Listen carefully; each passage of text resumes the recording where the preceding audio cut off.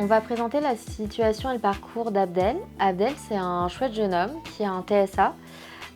Il est aussi non-verbal et il a une déficience intellectuelle sévère. Donc il y a 3 ans, son IME nous sollicite car il est contentionné aux urgences depuis une semaine. Ses troubles du comportement se sont sévèrement majorés et son entourage se questionne sur une origine potentiellement douloureuse.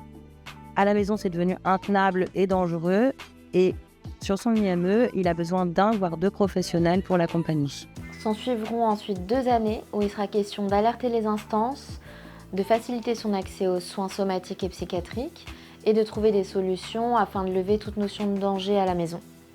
En gros, ça veut dire que tous les acteurs de la grande complexité, notamment les assos de loisirs spécialisés, vont communiquer quasi quotidiennement, vont rendre visite régulièrement à Abdel et vont bricoler plein de petits morceaux de prise en charge afin de sécuriser au maximum sa situation et afin d'éviter qu'il se retrouve dans des conditions d'accueil indignes.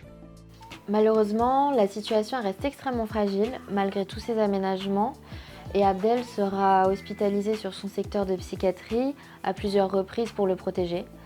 Et dans ce contexte, l'UMI a décidé de l'orienter à l'USIDATU pour qu'il puisse avoir accès à un bilan complet et à des soins somatiques, psychiatriques, psychoéducatifs qui seront hyper spécialisés. Cette hospitalisation longue, elle a permis à Abdel de bénéficier d'ajustements thérapeutiques et psychoéducatifs. Il est dans son état stable. Après, dans son état stable, il conserve ses spécificités développementales qui sont importantes et qui vont impliquer un encadrement très renforcé jour et nuit. Cet accompagnement ne peut pas être proposé par un établissement spécialisé TSA classique. Et du coup, aujourd'hui, Abdel, il est accompagné et accueilli dans un internat renforcé et il s'y sent très bien.